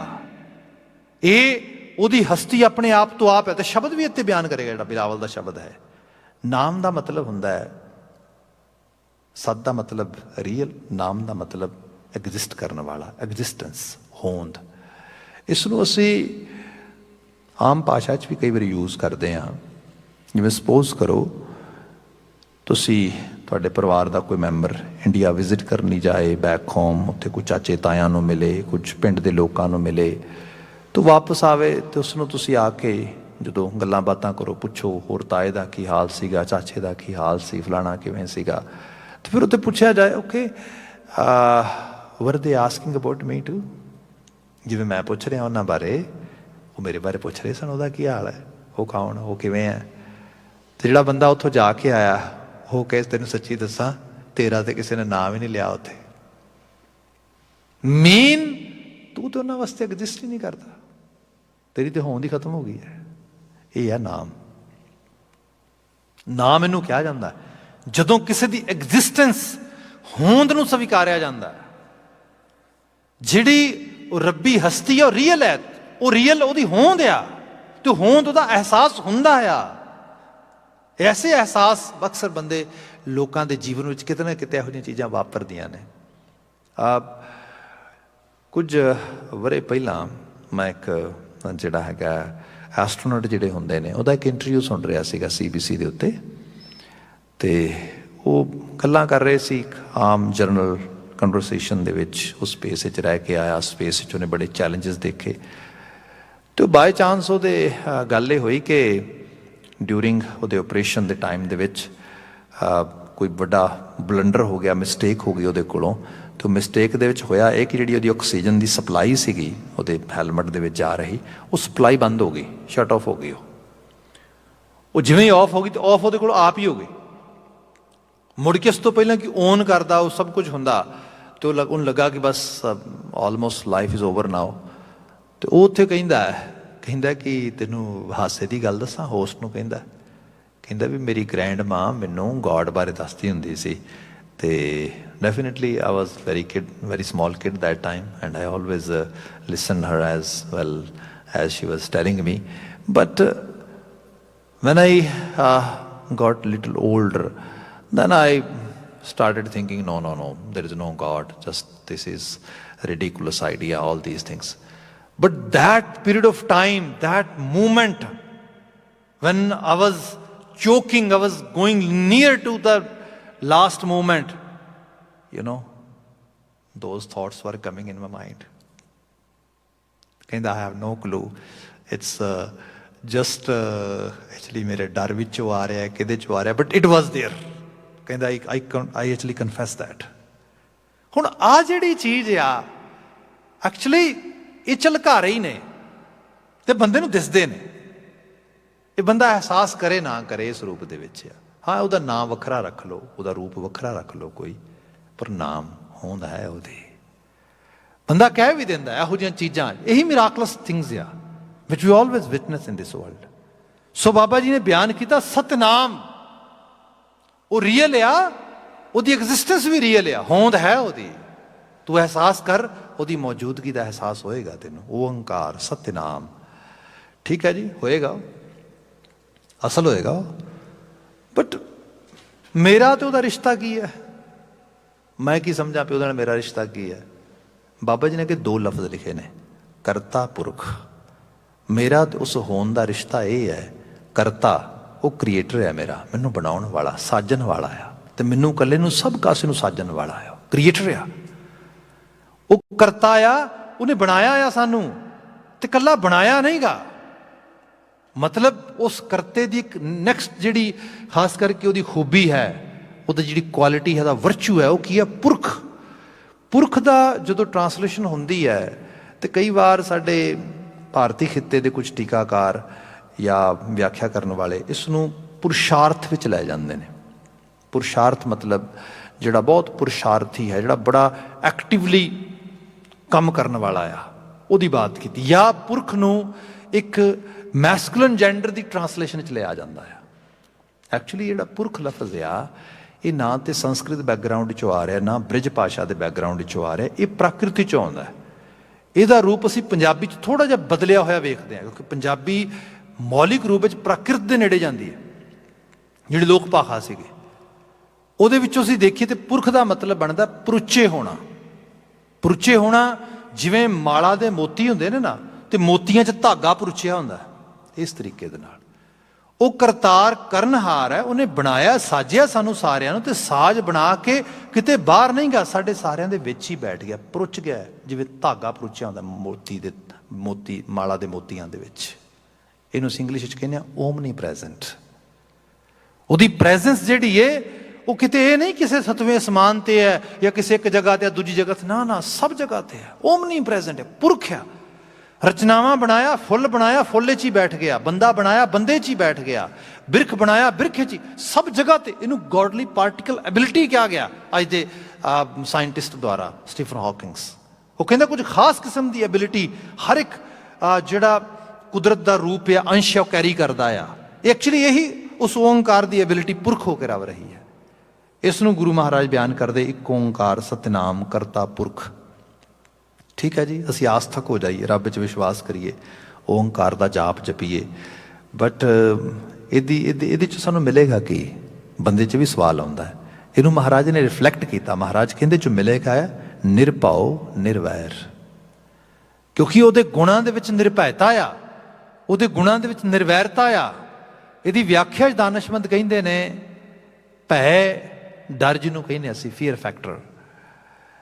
ਭੈ ਦੇਣ ਵਾਸਤੇ ਤੇ ਭੈ ਲੈਣ ਵਾਸਤੇ ਦੋ ਦਾ ਹੋਣਾ ਬੜਾ ਜ਼ਰੂਰੀ ਹੈ। ਇੱਕ ਡਰ ਪੈਦਾ ਕਰਦਾ, ਦੂਸਰਾ ਉਸ ਡਰ ਨੂੰ ਸਵੀਕਾਰਦਾ ਹੈ। ਡਰ ਦੇਣਾ ਤੇ ਡਰ ਲੈਣਾ, ਇਹ ਦੁਆ ਕਿਰਿਆ ਆ। ਇਹਦੇ ਵਾਸਤੇ ਦੋ ਰੂਪ ਚਾਹੀਦੇ ਨੇ। ਜਦੋਂ ਹੈ ਹੀ ਇੱਕ, ਡਰਾਣਾ ਕਿੰਨੇ ਤੇ ਡਰਨਾ ਕਿੰਨੇ ਆ। ਐਕਚੁਅਲੀ ਜੇ ਤੁਸੀਂ ਕਥਾ ਗੁਰੂ ਸੁਤਨ ਕੀ, ਗੁਰੂ ਗੋਬਿੰਦ ਸਿੰਘ ਸਾਹਿਬ ਜੀ ਦੇ ਛੋਟੇ ਸਾਹਿਬਜ਼ਾਦਿਆਂ ਦੀ ਪੁੱਤਰਾਂ ਦੀ ਕਥਾ, ਉਹ ਪੜ੍ਹੋ ਦੂਨਾ ਸਿੰਘ ਦੀ, ਤੇ ਉਹਦੇ 'ਚੋਂ ਬਹੁਤ ਕਮਾਲ ਦੀਆਂ ਚੀਜ਼ਾਂ ਲਿਖਦਾ। ਐਕਚੁਅਲੀ ਇਹ ਲਿਟਰੇਚਰ ਦੀ ਬੜੀ ਹਾਇਰ ਲੈਵਲ ਦੀ ਬਣਗੀ ਹੈ। ਜਦੋਂ ਵਜ਼ੀਰ ਖਾਂ ਸੋਚਦਾ ਵੀ ਛੋਟੇ ਛੋਟੇ ਤੇ ਬੱਚੇ ਨੇ ਉਹ, ਤੇ ਮੈਂ ਏਡਾ ਵੱਡਾ ਹੁਕਮਰਾਨ ਹਾਂ, ਮੈਂ ਤੇ ਘੂਰ ਕੇ ਡਰਾ ਦਿਆਂਗਾ ਉਹਨਾਂ ਨੂੰ, ਗੱਲ ਹੀ ਕਿਹੜੀ ਹੈ। ਜਦੋਂ ਮੇਰੇ ਕੋਲ ਕਚਹਿਰੀ 'ਚ ਪੇਸ਼ ਹੋਣਗੇ, ਜਦੋਂ ਮੈਂ ਅੱਖਾਂ ਦੀਆਂ ਭੂਆਂ ਚੜਾ ਕੇ ਤੇ ਘੂਰ ਕੇ ਵੇਖਿਆ 2-4 ਵਾਰੀ ਐਵੇਂ, ਤੇ ਉਹ ਤੇ ਜੋ ਕਵਾਂਗਾ ਉਹ ਤੋਤੇ ਵਾਂਗੂ ਰੱਟ ਜੇ ਬੋਲਣਗੇ ਉਸ ਰੂਪ ਦੇ ਵਿੱਚ। ਸਾਹਿਬਜ਼ਾਦੇ ਉੱਥੇ ਆਉਂਦੇ ਨੇ, ਉਹ ਫਤਿਹ ਬੁਲਾਉਂਦੇ ਨੇ, ਪਰਵਾਹ ਹੀ ਨਹੀਂ ਕਰਦੇ ਕਿਸੇ ਕਿਸਮ ਦੀ। ਫਿਰ ਉਹ ਵਜ਼ੀਰ ਖਾਂ ਉਹਨਾਂ ਨੂੰ ਲਿਟਰਲੀ ਤੌਰ ਤੇ ਕਹਿੰਦਾ ਆ ਬੱਚਿਓ, ਤੁਹਾਨੂੰ ਮੇਰੇ ਤੋਂ ਡਰ ਨਹੀਂ ਲੱਗਦਾ? ਮਤਲਬ ਇਸ ਕਚਹਿਰੀ 'ਚ ਕੋਈ ਵੀ ਨਹੀਂ ਤੁਹਾਡਾ। ਇੱਕ ਬਜ਼ੁਰਗ ਦਾਦੀ, ਉਹ ਵੀ ਕੈਦਖਾਨੇ 'ਚੋਂ ਠੰਡੇ ਬੁਰਜ 'ਚ ਪਾਈ ਅਸੀਂ। ਤੇ ਸਾਹਿਬਜ਼ਾਦਾ ਜ਼ੋਰਾਵਰ ਸਿੰਘ ਜਵਾਬ ਦਿੰਦੇ ਉਹਨੂੰ, ਕਹਿੰਦੇ ਕਿ ਵਜ਼ੀਰ ਖਾਂ ਗੱਲ ਇਹ ਹੈ ਕਿ ਸਾਡੇ ਗੁਰੂ ਪਿਤਾ ਨੇ ਸਾਨੂੰ ਦੱਸਿਆ ਡਰਨਾ ਚਾਹੀਦਾ ਬੰਦੇ ਨੂੰ, ਜੇ ਕੋਈ ਡਰ ਚੀਜ਼ ਹੋਏ ਤੇ। ਜਦੋਂ ਤੂੰ ਤੇ ਮੈਂ ਇੱਕੋ ਰੱਬ ਦੀ ਔਲਾਦ ਹਾਂ, ਤੇਰੇ ਵਿੱਚ ਵੀ ਉਹ ਹੈ, ਮੇਰੇ 'ਚ ਵੀ ਉਹ ਹੈ, ਇੱਕੋ ਹੀ ਰੂਪ ਹੈ ਸਾਡਾ, ਫਿਰ ਡਰਨਾ ਕਾਹਦੇ ਤੋਂ ਹੈ? ਇਹ ਗੱਲ ਵਜ਼ੀਰ ਖਾਂ ਨੂੰ ਸਮਝ ਨਾ ਆਵੇ, ਇਹ ਬੱਚਾ ਕੀ ਕਹਿ ਰਿਹਾ, ਹੱਦ ਹੋ ਗਈ। ਅਸੀਂ ਤੁਸੀਂ ਇਹ ਮੈਂ ਤੇ ਤੂੰ ਇੱਕ ਕਿਵੇਂ ਹੋ ਗਏ? ਮੈਂ ਮਹਿਲਾਂ ਵਿੱਚ ਰਹਿਣਾ, ਮੈਂ ਮੁਸਲਮਾਨ ਆ, ਮੈਂ ਹੁਕਮਰਾਨ ਆ, ਤੂੰ ਜਿਹੜਾ ਹੈਗਾ ਮੇਰੇ ਵਾਸਤੇ ਕਾਫਰ ਦੀ ਔਲਾਦ ਆ। ਇਹ ਸਾਰਾ ਕੁਝ, ਇਹ ਸਾਰੀ ਸੋਚ ਤੇ ਕੂੜ ਦੀ ਸੋਚ ਆ। ਉਹ ਕੂੜ 'ਚ ਰਹਿ ਰਿਹਾ, ਉਹ ਸੱਚ 'ਚ ਰਹਿਣ ਵਾਲੇ ਸੱਚਿਆਰ ਨੇ। ਇਹ ਹੈ ਐਕਚੁਅਲ ਲੈਵਲ ਤੇ ਜਿਹੜੀ ਹੈ, ਜਿਹਨੂੰ ਕਹਿ ਲਵੋ ਕਿ ਇੱਕ ਤਰ੍ਹਾਂ ਦੇ ਨਾਲ ਜਿਹੜੀ ਦੋਨਾਂ 'ਚ ਸਾਂਝ ਨਹੀਂ ਬਣ ਪਾ ਰਹੀ। ਸਾਡੀ ਦੁਨੀਆ ਇਸੇ ਕਰਕੇ ਜਿਹੜੀ ਐਨੀਮਿਟੀਨੈਸ ਆ ਨਾ, ਦੁਸ਼ਮਣ ਦੀ ਬਿਰਤੀ, ਨਫ਼ਰਤ ਦੀ, ਹੇਟ ਦੀ ਬਿਰਤੀ ਹੈ, ਇੱਥੋਂ ਹੀ ਪੈਦਾ ਹੁੰਦੀ ਹੈ। ਜਦੋਂ ਬੰਦਾ ਉਸ ਵਨਨੈਸ ਨੂੰ, ਉਸ ਲੈਵਲ ਤੇ ਮਾਣਦਾ, ਉਸ ਓੰਕਾਰ ਨੂੰ, ਫਿਰ ਅਹਿਸਾਸ ਹੋ ਜਾਂਦਾ ਪ੍ਰਾਣੀ ਕਿਆ ਮੇਰਾ ਕਿਆ ਤੇਰਾ। ਇਹ ਮੇਰੇ ਤੇਰੇ ਦਾ ਕੀ ਚੱਕਰ ਆ? ਇਸ ਚੱਕਰ 'ਚ ਕਿਉਂ ਨਫ਼ਰਤ ਕਿਉਂ ਕਰਦਾ ਤੂੰ? ਕਿਸੇ ਨੂੰ ਮਾਰਨ ਵਾਸਤੇ ਕਿਉਂ ਤੂੰ ਜਾ ਰਿਹਾ? ਤੈਨੂੰ ਤੇ ਭਲੇ ਵਾਸਤੇ ਜਾਣਾ ਚਾਹੀਦਾ। ਬਾਬਾ ਜੀ ਬਿਆਨ ਕਰਦੇ, ਉਸ ਅਕਾਲ ਪੁਰਖ ਵਾਹਿਗੁਰੂ ਦੀ ਵਡਿਆਈ ਗੁਣੇ ਹੈ, ਉਹ ਨਿਰਭਉ ਹੈ, ਉਹ ਨਿਰਵੈਰ ਹੈ, ਉਹਦੇ 'ਚ ਕਿਸੇ ਦੀ ਪ੍ਰਤੀ ਐਨਮੀ ਨਹੀਂ ਹੈਗਾ, ਉਹ ਕਿਸੇ ਵਾਸਤੇ ਐਨਮਿਟੀ ਨਹੀਂ ਰੱਖਦਾ, ਉਹ ਕਿਸੇ ਨੂੰ ਡਰਾਉਂਦਾ ਨਹੀਂਗਾ, ਕਿਸੇ ਤੋਂ ਡਰਦਾ ਨਹੀਂਗਾ। ਇਹ ਰੂਪ ਉਹਦੇ 'ਚ ਆ। ਜਦੋਂ ਸਿੱਖ ਬਲੀਵਰ ਦੇ ਤੌਰ ਤੇ ਤੁਰੇਗਾ, ਉਹਦੇ 'ਚ ਇਹ ਦੋ ਗੁਣ ਰਿਫਲੈਕਟ ਕਰਨੇ ਚਾਹੀਦੇ ਨੇ। ਧਰਮੀ ਦੇ ਗੁਣ ਇਹ ਨੇ ਦੋ। ਜੇ ਧਰਮੀ ਬੰਦਾ ਮਾੜੀ ਮਾੜੀ ਗੱਲ ਤੇ ਡਰਦਾ ਆ, ਕਹਿਣਾ ਪਏਗਾ ਧਰਮ ਨਹੀਂ ਹੈ। ਜਿਸ ਦੇ ਬੰਦੇ 'ਚ ਦੂਜਿਆਂ ਦੇ ਪ੍ਰਤੀ ਨਫ਼ਰਤ ਆ, ਅਜੇ ਉਹ ਕਹਿੰਦਾ ਵੀ ਨਹੀਂ ਮੈਂ ਨਾ ਫਲਾਣੇ ਨੂੰ ਮਾਰ ਲਵਾਂ, ਫਲਾਣੇ ਨੂੰ ਥੋੜ੍ਹਾ ਜਿਹਾ ਆਪਣੇ ਤੋਂ ਨੀਵਾਂ ਕਰ ਲਵਾਂ, ਫਲਾਣੇ ਦੇ ਉੱਤੇ ਰੋਹਬ ਪਾ ਲਵਾਂ, ਇਹਦਾ ਮਤਲਬ ਅਜੇ ਉਹਨੂੰ ਕੋਈ ਅਹਿਸਾਸ ਨਹੀਂਗਾ। ਇਹ ਨਿਰਭਉ ਨਿਰਵੈਰ। ਇਸ ਕਰਕੇ ਬਾਬਾ ਜੀ ਬਿਆਨ ਕਰਦੇ, ਉਹਦੇ ਤਖੱਲਸ ਨੇ, ਉਹਦੇ ਗੁਣ ਨੇ। ਅੱਗੇ ਫਿਰ ਲਫ਼ਜ਼ ਹੈ ਅਕਾਲ ਮੂਰਤ। ਦੇਖੋ ਸਟੈਚੂ ਵਰਸ਼ਿਪਿਜ਼ਮ ਜਿਹੜਾ ਆ, ਇਹ ਮਨੁੱਖਤਾ ਦੇ ਨਾਲ ਹੀ ਰਿਹਾ ਆ, ਸਦੀਆਂ ਤੋਂ ਰਿਹਾ ਆ, ਲਗਾਤਾਰਤਾ ਨਾਲ ਰਿਹਾ ਆ, ਅੱਜ ਵੀ ਹੈ। ਬੰਦੇ ਨੇ ਪੱਥਰ ਦੇ ਬੁੱਤ ਬਣਾਏ ਨੇ, ਬੰਦੇ ਨੇ ਸੰਗੇ ਮਰਮਰ ਦੇ, ਲੱਕੜਾਂ ਦੇ, ਕਾਗਜ਼ ਦੇ, ਕੈਲੰਡਰ ਜਿਹੜੇ ਹੁੰਦੇ ਨੇ, ਤਸਵੀਰਾਂ ਹੁੰਦੀਆਂ ਨੇ, ਬੁੱਤ ਬਣਾਏ ਨੇ। ਬੁੱਤ ਪ੍ਰਸਤਗੀ ਹੁੰਦੀ ਹੈ। ਜੇ ਕਿਤੇ ਉਹੋ ਜਿਹੀ ਬੁੱਤ ਪ੍ਰਸਤਗੀ ਬਾਹਰ ਨਹੀਂ ਹੈ, ਤੇ ਬੰਦੇ ਨੇ ਸੁਰਤ ਦੇ ਬੁੱਤ ਵੀ ਬਣਾਏ ਨੇ, ਖਿਆਲਾਂ ਦੇ ਬੁੱਤ ਬਣਾ ਲਏ ਨੇ। ਇੱਕ ਖਾਸ ਕਿਸਮ ਦਾ ਖਿਆਲ ਬਣਾ ਲਿਆ, ਉਹਦੀ ਪੂਜਾ ਅਰਚਨਾ 'ਚ ਬੰਦਾ ਲੱਗ ਗਿਆ। ਬਾਬਾ ਜੀ ਕਹਿੰਦੇ ਜਦੋਂ ਅਕਾਲ ਦੀ ਗੱਲ ਆਏਗੀ, ਰੱਬ ਦੀ ਗੱਲ ਆਏਗੀ, ਉਹ ਸਮੇਂ ਦੇ ਚੱਕਰ ਤੋਂ ਬਾਹਰ ਹੈ। ਅਸੀਂ ਗੁਰੂ ਤੇਗ ਬਹਾਦਰ ਸਾਹਿਬ ਦੇ ਸ਼ਬਦ ਪੜ੍ਹਦੇ ਹਾਂ, ਬਾਲ ਜਵਾਨੀ ਅਰ ਬਿਰਧ ਫੁਨ ਤੀਨ ਅਵਸਥਾ ਜਾਨ। ਐਕਚੁਅਲੀ ਕੋਈ ਚੀਜ਼ ਪੈਦਾਇਸ਼ ਵਿੱਚ ਆਉਂਦੀ ਬਾਲਪਨ ਹੈ, ਵੱਡੀ ਹੁੰਦੀ ਹੈ ਜਵਾਨੀ, ਤੇ ਫਿਰ ਬੁਢੇਪਾ ਖਤਮ ਹੋਣ ਵਾਲੇ ਪਾਸੇ ਵੱਧਦੀ ਹੈ। ਉਹ ਕਰਤਾਰ ਇਸ ਚੀਜ਼ 'ਚ ਨਹੀਂ ਆਉਂਦਾ, ਬਾਹਰ ਹੈ। ਉਹ ਨਾ ਜੰਮ ਰਿਹਾ ਨਾ ਮਰ ਰਿਹਾ, ਅਕਾਲ ਹੈ ਉਹ ਰੂਪ, ਪਰ ਹੈ ਮੂਰਤੀਮਾਨ, ਸਥਾਪਿਤ ਆ। ਇਹ ਨਹੀਂ ਹੋ ਸਕਦਾ ਕਿ ਉਹਦੀ ਮੂਰਤ ਅਸੀਂ ਦੇਖ ਨਹੀਂ, ਅਸੀਂ ਉਸ ਅਹਿਸਾਸ ਨਹੀਂ ਸਕਦੇ ਨਾ। ਪਰ ਇਹ ਮੂਰਤੀ ਕਿਸੇ ਖਾਸ ਪਕੜ ਵਿੱਚ ਨਹੀਂ ਹੈ, ਜਿਸ ਨੂੰ ਆਪਾਂ ਇਸੇ ਹਾਜ਼ਰੀ 'ਚ ਇੱਕ ਦਿਨ ਬਚਨ ਵਿਚਾਰ ਰਹੇ ਸੀ ਬਾਬਾ ਕਬੀਰ ਜੀ ਦਾ, ਕਿ ਹੱਕ ਸੱਚ ਖਾਲਕ ਖਲਕ ਮੇ ਆਨੇ, ਸ਼ਿਆਮ ਮੂਰਤ ਨਾ ਹੈ।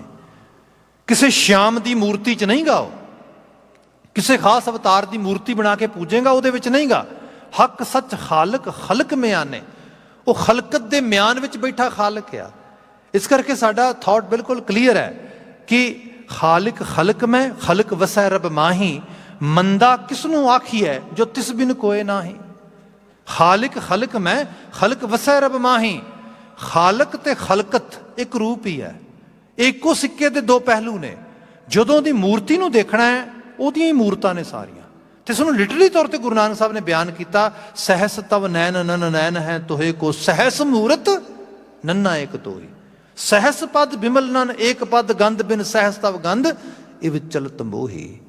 ਜਦੋਂ ਮੈਂ ਤੇਰੇ ਇਹ ਚਲਤ ਵੇਖੇ ਨਾ, ਜਦੋਂ ਮੈਂ ਤੇਰਾ ਆ ਨਿਰਗੁਣ ਤੇ ਸਰਗੁਣ ਰੂਪ ਇਕੱਠਾ ਦੇਖਿਆ, ਤੂੰ ਸਰਗੁਣ ਹੋ ਕੇ ਰਵ ਰਿਹਾ ਹੈ ਤੇ ਉਸ ਸਰਗੁਣ ਦੇ ਵਿੱਚ ਨਿਰਗੁਣ ਹੋ ਕੇ ਉਹਨਾਂ ਦੇ ਅੰਦਰ ਵਿਦਮਾਨ ਹੈ, ਮੈਂ ਤੇਰੇ ਤੇ ਮੋਹਿਆ ਗਿਆ। ਮੈਨੂੰ ਅਹਿਸਾਸ ਹੋ ਗਿਆ ਸਭ ਮੈਂ ਜੋਤ ਜੋਤ ਹੈ ਸੋਏ। ਇਹ ਅਕਾਲ ਮੂਰਤ ਹੈ, ਇਹ ਉਸ ਮੂਰਤੀ ਦੀ ਪ੍ਰਸਤਗੀ ਹੈ। ਇਹੋ ਜਿਹੀ ਮੂਰਤੀ ਨੂੰ ਮੰਨਣ ਵਾਲਾ ਬੰਦਾ ਥਾਲੀ ਦੇ ਵਿੱਚ ਕੁਝ ਭੋਜਨ ਸਜਾ ਕੇ ਕਿਸੇ ਮੂਰਤੀ ਨੂੰ ਭੋਗ ਲਵਾਉਣ ਲਈ ਨਹੀਂ ਜਾਂਦਾ। ਇਹੋ ਜਿਹਾ ਬੰਦਾ ਜਿਹਨੂੰ ਬਾਬਾ ਭਗਤ ਰਾਮਾਨੰਦ ਜੀ ਨੇ ਬਿਆਨ ਕੀਤਾ, ਕਸ ਚੰਦਨ ਚੋਵਾ ਬਹੁਤ ਸੁਗੰਧ, ਪੂਜਣ ਚਾਲੀ ਬ੍ਰਹਮ ਠਾਏ। ਕਿਆ ਥਾਲੀ ਸਜਾਲੀ ਪੂਜਾ ਦੀ ਤੇ ਬ੍ਰਹਮ ਦੀ ਪੂਜਾ ਵਾਸਤੇ ਤੁਰ ਪਿਆ। ਤੇ ਮੈਨੂੰ ਫਿਰ ਮੇਰੇ ਗੁਰੂ ਨੇ ਦੱਸਿਆ, ਇੱਥੇ ਗੁਰੂ ਦਾ ਮਤਲਬ ਉਹ ਹਾਇਰ ਥਾਟ ਆ, ਹਾਇਰ ਸਕੂਲ ਆਫ ਥਾਟ ਆ। ਜਦੋਂ ਮੇਰੇ ਉਹ ਜ਼ਿਹਨ ਵਿੱਚ ਆਇਆ, ਉਹਦੇ ਲਈ ਸੋਰਸ ਵੀ ਹੋ ਸਕਦਾ ਕੋਈ, ਉਹ ਇੰਟਰਨਲ ਲੈਵਲ ਤੇ ਇਨਲਾਈਟਮੈਂਟ ਵੀ ਹੋ ਸਕਦੀ ਹੈ। ਉਹ ਕਹਿੰਦੇ ਕਿ ਜਦੋਂ ਮੈਂ ਇਹ ਬਾਤ ਕੀਤੀ ਨਾ ਕਿ ਬਹੁਤ ਸਾਰਾ ਜਿਹੜਾ ਹੈ ਕੋਈ ਇਹੋ ਜਿਹਾ ਸਮਾਨ ਸਜਾ ਲਿਆ, ਕਸ ਚੰਦਨ ਚੋਵਾ ਬਹੁਤ ਸੁਗੰਧ, ਪੂਜਨ ਚਾਲੀ ਬ੍ਰਹਮ ਠਾਏ, ਸੋ ਬ੍ਰਹਮ ਦਿਖਾਇਆ ਗੁਰ ਘਰ ਹੀ ਮਾਏ। ਮੇਰੇ ਗੁਰ ਨੇ ਮੈਨੂੰ ਘਰ ਹੀ ਵਿਖਾ ਦਿੱਤਾ। ਕਿੱਥੇ ਭਟਕ ਰਿਹਾ ਹੈ, ਕਤ ਜਾਈਏ ਰੇ ਕਰ ਲਾਗੋ ਰੰਗ, ਕਿੱਥੇ ਭੱਜ ਰਿਹਾ, ਘਰ ਹੀ ਰੰਗ ਲੱਗਾ ਆ। ਸੋ ਦੀ ਬਾਤ ਕੀਤੀ, ਅਕਾਲ ਮੂਰਤ ਦੀ ਪ੍ਰਸਤਗੀ ਹੈ। ਅੱਗੇ ਬਚਨ ਹੈ ਅਜੂਨੀ, ਸਿੱਧੇ ਤੌਰ ਤੇ ਬਾਤ ਹੈ। ਰੱਬ ਜੰਮਦਾ ਮਰਦਾ ਨਹੀਂਗਾ। ਅਵਤਾਰਵਾਦ ਤੇ ਪੈਗੰਬਰਵਾਦ ਤੋਂ ਸਿੱਖੀ ਬਾਹਰ ਹੈ। ਸਿੱਖੀ ਕਹਿੰਦੀ ਹੈ ਸਤਿਕਾਰ ਕਰੋ ਸਾਰਿਆਂ ਦਾ, ਪਰ ਕਿਸੇ ਨੂੰ ਇੱਕ ਖਾਸ ਰੱਬ ਦੀ ਅਵਤਾਰੀ ਰੂਪ ਦੇ ਵਿੱਚ ਲਿਆ ਕੇ ਸੰਸਾਰ ਤੇ ਮੁਫਾਦੀਅਤ ਕ੍ਰੀਏਟ ਨਾ ਕਰੋ, ਝਗੜੇ ਨਾ ਪਾਓ। ਵੱਡੇ ਛੋਟੇ, ਰੱਬ ਵੀ ਵੱਡੇ ਛੋਟੇ ਬਣਾਤੇ ਬੰਦੇ ਨੇ, ਜਿਵੇਂ ਬੰਦਿਆਂ ਦੇ ਐਲੀਟ ਬਣ ਗਏ ਵੱਖਰੇ ਵੱਖਰੇ, ਰੂਪ ਬਣ ਗਏ ਵੱਖਰੇ ਵੱਖਰੇ। ਜਦੋਂ ਹੈ ਹੀ ਅਜੂਨੀ, ਉਹ ਜੂਨਾਂ ਵਿੱਚ ਨਹੀਂ ਆਉਂਦਾ। ਉਹਨੂੰ ਸਪੈਸੀਫਿਕਲੀ ਕਿਸੇ ਖਾਸ ਸ਼ੇਪ ਦੇ ਵਿੱਚ, ਸੰਪੂਰਨਤਾ ਦੇ ਰੂਪ ਵਿੱਚ ਆਉਣ ਦੀ ਲੋੜ ਨਹੀਂ ਪੈਂਦੀ। ਉਹਦੀ ਸੰਪੂਰਨਤਾ ਉਹਦੀ ਡਾਇਵਰਸਿਟੀ ਦੇ ਵਿੱਚ ਹੈ, ਜਿਹਨੂੰ ਸਾਹਿਬ ਨੇ ਬਿਆਨ ਕੀਤਾ ਕਿ ਮੇਰੇ ਪ੍ਰਭ ਸਾਚੇ ਇੱਕ ਖੇਲ ਰਚਾਇਆ, ਕੋਈ ਨਾ ਕਿਸੇ ਹੀ ਜਿਹਾ ਉਪਾਇਆ। ਇਹੋ ਜਿਹੀ ਖੇਡ ਰਚਾ ਕੇ ਬੈਠਾ ਆ, ਕੋਈ ਉਹਨੇ ਇੱਕੋ ਜਿਹਾ ਪੈਦਾ ਨਹੀਂ ਕੀਤਾ। ਸਭ ਨੂੰ ਡਾਇਵਰਸ ਲੈਵਲ ਤੇ ਪੈਦਾਇਸ਼ ਵਿੱਚ ਲੈ ਕੇ ਆਇਆ, ਤੇ ਸਭ ਦੇ ਵਿੱਚ ਉਹ ਆਪ ਵਿਦਮਾਨ ਹੈ। ਜਿਹਦਾ ਮਤਲਬ ਡਾਇਵਰਸਿਟੀ ਉਹਦੀ ਹੈ। ਉਹ ਕਿਸੇ ਖਾਸ ਜੂਨ ਵਿੱਚ ਨਹੀਂ ਆਉਂਦਾ, ਸਭ ਜੂਨਾਂ ਉਹਦੇ ਵਿੱਚੋਂ ਆਉਂਦੀਆਂ, ਉਹਦੇ 'ਚ ਆ ਜਾਂਦੀਆਂ। ਸੋ ਉਹ ਅਜੂਨੀ ਹੈ। ਕਈ ਵਾਰ ਬੰਦੇ ਨੂੰ ਅਹਿਸਾਸ ਆਉਂਦਾ ਹੈ ਉਹ ਹੈ ਵੀ ਇਹ ਹੋਂਦ ਵਾਲਾ ਆ, ਸੱਤ ਆ, ਮੈਨੂੰ ਘੜਨ ਵਾਲਾ ਹੈ, ਮੇਰੇ ਆਲੇ ਦੁਆਲੇ ਸਭ ਵਿੱਚ ਵਿਦਮਾਨ ਹੈ। ਉਹਦੇ ਗੁਣ ਨਿਰਭਉ ਤੇ ਨਿਰਵੈਰਤਾ ਵਾਲੇ ਨੇ। ਅਕਾਲ ਮੂਰਤੀਮਾਨ ਹੈ, ਮੂਰਤ ਹੈ ਪਰ ਸਭ ਵਿੱਚ ਮੌਜੂਦ ਆ। ਜੰਮਦਾ ਮਰਦਾ ਹੈ ਨਹੀਂ ਗਾ ਉਹ। ਉਹਦੀ ਹੋਂਦ ਕਿਵੇਂ ਹੋਏਗੀ, ਕਿਵੇਂ ਬਣਿਆ ਹੋਏਗਾ, ਕਿਹਨੇ ਬਣਾਇਆ ਹੋਏਗਾ ਉਹਨੂੰ। ਇੱਥੇ ਫਿਰ ਬਾਣੀ ਨਹੀਂ ਕਹਿੰਦੀ ਸਾਏ ਭੰਗ, ਲਫ਼ਜ਼ ਹੈ ਐਕਚੁਅਲ ਲੈਵਲ ਤੇ ਸਵਯੰਭੂ। ਸਵਯੰਭੂ ਦਾ ਮਤਲਬ ਬਣਦਾ ਸੁਤੇ ਸਿੱਧ ਪ੍ਰਕਾਸ਼ਿਤ, ਸੈਲਫ ਇਲੂਮੀਨੇਟਿਡ, ਜਿਸ ਨੂੰ ਕਿਸੇ ਨੇ ਪ੍ਰਕਾਸ਼ਿਤ ਨਹੀਂ ਕੀਤਾ, ਆਪਣੇ ਆਪ ਤੋਂ ਆਪ ਪ੍ਰਕਾਸ਼ਿਤ ਹੋਇਆ ਆ। ਜੇ ਸਿੰਪਲ ਐਗਜ਼ਾਮਪਲ ਕੀਤੀ, ਜਿਵੇਂ ਸੂਰਜ ਆ, ਅਸੀਂ ਆਹ ਲਾਈਟਾਂ ਨੇ ਸਾਡੀਆਂ, ਇਹਨਾਂ ਨੂੰ ਜਗਾਉਣ ਵਾਸਤੇ ਅਸੀਂ ਬਿੱਲ ਪੇ ਕਰਦੇ ਹਾਂ, ਕਿਉਂਕਿ ਇਹਨਾਂ ਨੂੰ ਬਿਜਲੀ ਪਹੁੰਚਾਉਣ ਵਾਸਤੇ ਪਿੱਛੇ ਬਾਲਣ ਬਲਦਾ ਆ। ਉਹ ਬਾਲਣ ਕਿਸੇ ਤਰ੍ਹਾਂ ਦਾ ਵੀ ਹੋ ਸਕਦਾ ਹੈ, ਗੈਸ ਹੋ ਸਕਦੀ ਹੈ, ਕੋਇਲਾ ਹੋ ਸਕਦਾ, ਕੋਈ ਵੀ ਚੀਜ਼ ਹੋ ਸਕਦੀ ਹੈ। ਸੋ ਇਹਦਾ ਮਤਲਬ ਉਹਨੂੰ ਫਿਊਲ ਕਰਨਾ ਪੈਂਦਾ, ਤਾਂ ਇਹ ਬਲਦਾ ਹੈ, ਤਾਂ ਇਹ ਰੌਸ਼ਨੀ ਆਉਂਦੀ ਹੈ। ਸੂਰਜ ਆ, ਉਹ ਕਹਿੰਦੇ ਨੂੰ ਕਿਸੇ ਨੇ ਫਿਊਲ ਨਹੀਂ ਕਰਨਾ, ਆਪਣੇ ਆਪ ਬਲ ਰਿਹਾ। ਪਰ ਕਿਸੇ ਨੇ ਫਿਊਲ ਕੀਤਾ ਉਸਨੂੰ, ਕਰਤਾਰੀ ਕੁਦਰਤ ਦੇ ਹੁਕਮ ਨੇ। ਇੱਕ ਦਿਨ ਉਹ ਵੀ ਠੰਡਾ ਹੋ ਜਾਣਾ। ਜਿਹੜੀ ਚੀਜ਼ ਨੂੰ ਕਿਸੇ ਦੇ ਆਸ਼ਰਿਤ ਹੋਣਾ ਪਏ, ਉਹ ਇੱਕ ਦਿਨ ਬੁੱਝ ਜਾਏਗੀ। ਜਿਹੜਾ ਕਿਸੇ ਦੇ ਆਸ਼ਰਿਤ ਨਹੀਂਗਾ, ਉਹ ਸਹਿਭੰਗ ਹੈ, ਸਵਯੰਭੂ, ਸੁਤੇ ਸਿੱਧ, ਆਪਣੇ ਆਪ ਤੋਂ ਆਪ ਪ੍ਰਕਾਸ਼ਮਾਨ, ਲਾ ਸ਼ਰੀਕ, ਲਾ ਸ਼ਰੀਰ, ਲਾ ਮਾਂ ਬਾਪ, ਉਹ ਰੱਬ ਹੈ। ਇਹੋ ਜਿਹੀ ਹਸਤੀ ਨੂੰ ਅਸੀਂ ਕਿਵੇਂ ਸਮਝ ਸਕਦੇ ਹਾਂ, ਜਾਣ ਸਕਦੇ ਹਾਂ, ਮਾਣ ਸਕਦੇ ਹਾਂ। ਬਾਬਾ ਜੀ ਨੇ ਲਫ਼ਜ਼ ਲਿਖਿਆ ਗੁਰ ਪ੍ਰਸਾਦ, ਗੁਰੂ ਦੀ ਬਖਸ਼ਿਸ਼, ਇਹਦੇ ਜ਼ਰੀਏ ਅਸੀਂ ਉਹਨੂੰ ਮਾਣ ਪਾਉਂਦੇ ਹਾਂ। ਅੱਗੇ ਬਚਨ ਪ੍ਰਾਰੰਭ ਹੋ ਰਿਹਾ, ਰਾਗ ਬਿਲਾਵਲ ਸ਼ੁਰੂ ਹੋ ਰਿਹਾ। ਆਉਂਦੇ ਕੱਲ ਕੁਝ ਇਹਦੇ ਬਾਬਤ ਬਾਤ ਪਾਵਾਂਗੇ। ਅੱਜ ਇੱਥੇ ਕਿਉਂਕਿ ਸਮਾਂ ਸਮਾਪਤ ਹੋ ਗਿਆ, ਭੁੱਲਾਂ ਗਲਤੀਆਂ ਨਾ ਚਤਾਰਿਓ ਜੇ। ਰਾਗੀ ਵੀਰ ਆਏ ਨੇ, ਢਾਡੀ ਵੀਰ ਆਏ ਨੇ, ਅਗਲਾ ਸਮਾਗਮ ਇਹ ਹਾਜ਼ਰੀ ਭਰਨਗੇ। ਕਿਰਸਾਨੀ ਸੰਘਰਸ਼ ਨਾਲ ਜੂਝ ਰਹੇ ਮਾਈ ਭਾਈ ਦੀ ਸਫਲਤਾ ਤੇ ਚੜ੍ਹਦੀ ਕਲਾ ਦੀ ਅਰਦਾਸ ਦੇ ਨਾਲ ਸਮਾਪਨ ਹੈ। ਕਹਿਣਾ ਜੀ ਵਾਹਿਗੁਰੂ ਜੀ ਕਾ ਖਾਲਸਾ, ਵਾਹਿਗੁਰੂ ਜੀ ਕੀ ਫਤਿਹ।